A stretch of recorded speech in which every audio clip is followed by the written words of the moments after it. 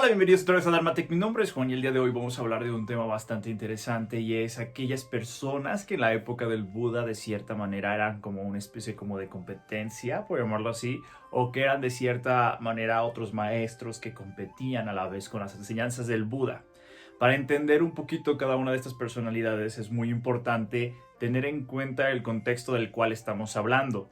En la época del Buda hay que recordar que había un sistema religioso el cual era podríamos decirlo, el más importante, el cual este sistema religioso dividía o administraba la sociedad a través de un sistema que se llamaba las cuatro varnas.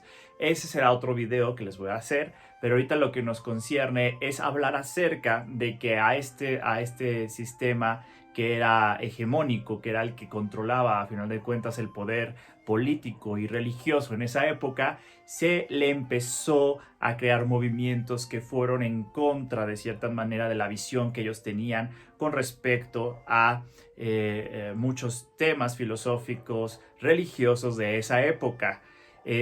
Estos movimientos los podemos ubicar como los maestros sramanas o los maestros itinerantes, los cuales fueron personas que rechazaron completamente la validez de las enseñanzas de esto o de la postura o de la visión de los brahmanes, que era la casta que dominaba todo, y estos maestros sramanas de cierta manera renunciaban a su vida seglar, a su vida común y corriente, doméstica, y se dedicaban justamente, abandonaban todo, se iban a las afueras de las ciudades, o se iban a los bosques, se iban a las montañas y se dedicaban a la contemplación y a la práctica en sí espiritual, ¿no?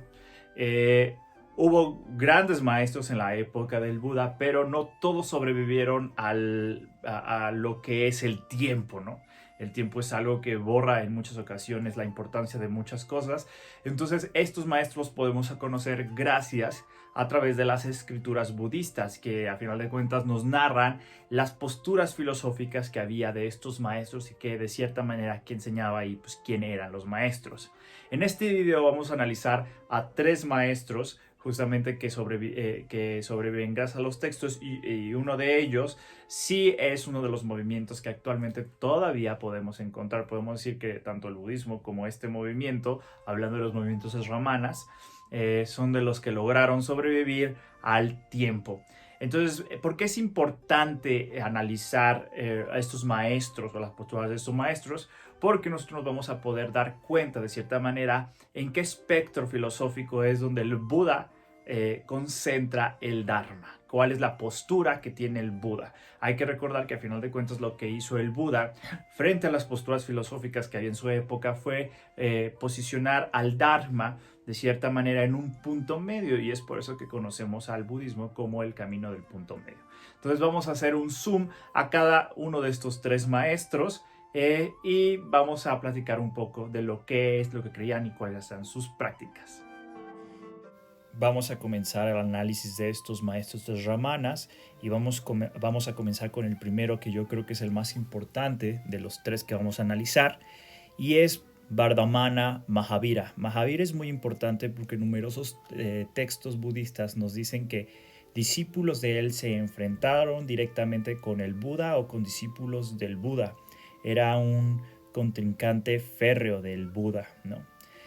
Mahavira es muy importante porque también es el fundador del movimiento jainista.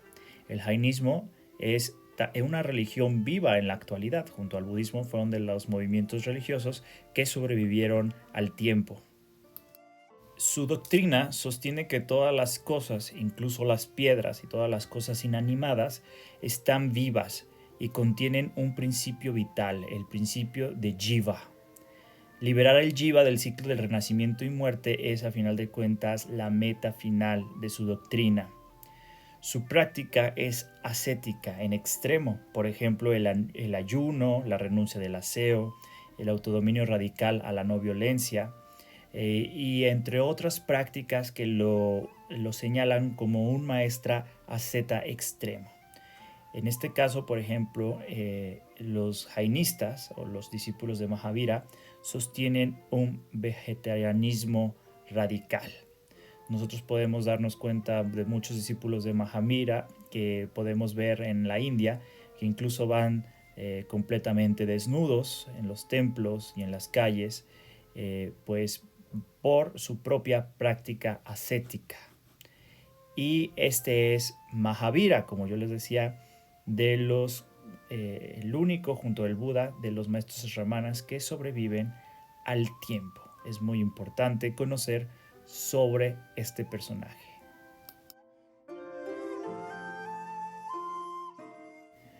Luego vamos con un maestro que era bastante controversial en su época, y este es Ajita Kesakambali. Este maestro sostenía una visión materialista de las cosas, que quiere decir que para él no iba más allá que esta existencia material, ¿no? Todo lo que estaba hecho de materia. Rechazaba cualquier explicación espiritual de la realidad o cualquier explicación trascendentalista. Negó, por ejemplo, la efectividad de los sacrificios, que sabemos que en esa época tanto los sacrificios y las ofrendas eran bastante populares y que era parte de las tareas de los brahmanes. Él negó esa efectividad de los sacrificios. Negó también la famosa doctrina del karma, el karma como lo sostenía las tradiciones védicas. Negó, por ejemplo, la existencia de este mundo y los próximos, todo lo que tenía que ver con el aspecto espiritual. Este maestro lo rechazaba rotundamente. Él sostenía que los seres humanos solamente éramos materiales, o sea, de materia, hechos de los 4 elementos. Hay que recordar que en esa época la creencia que predominaba en relación a la existencia de la materia era que partíamos de los 4 elementos básicos: fuego, tierra, aire y agua. Toda la materia venía de ahí según las creencias antiguas, y él sostenía que prácticamente solamente eso éramos los seres humanos. Y tiene una frase muy icónica, el cual describe completamente su doctrina, que dice: todas estas chácharas de dones religiosos no es más que la doctrina de los tontos. Tanto estos como los sabios desaparecen tras la muerte, son aniquilados y dejan de existir. Podemos ver muy notoriamente la visión materialista que tenía de la realidad. Vamos con nuestro último maestro, es Ramana. Este es Makali Gosala. Él posee una visión fatalista de la realidad. Él decía que el destino de cada persona era impersonal, que lo gobernaba todo, que significa este tipo como de visión de que todo está escrito, del destino ya está hecho. Él sostenía este tipo de visión. Decía que todos los seres éramos impotentes frente a nuestro destino, justamente. Podríamos considerarlo no solamente fatalista, sino determinista, ¿no? Así están las cosas, ya, no se puede hacer absolutamente nada por eso. Y si ustedes se fijan, pues este tipo de visiones de cierta manera niegan la doctrina del karma. Entonces Gosala negaba la doctrina del karma, porque el karma de cierta manera nos da un campo de acción el cual podemos cambiar, ¿no?, el resultado. En este caso, como era el fatalista, era un determinista, pues negaba completamente la doctrina del karma. Practicaba un ascetismo riguroso, ayunos, desnudez, inaniciones, desfiguraciones. Eran de esas personas que se colgaban cosas, que se ponían argollas en los cuellos o algo así para deformarse. Y su meta final, la meta más grande alcanzado por los seguidores de Gosala, era morir por desnutrición, ¿no? Era la forma más digna para estos practicantes espirituales de morir.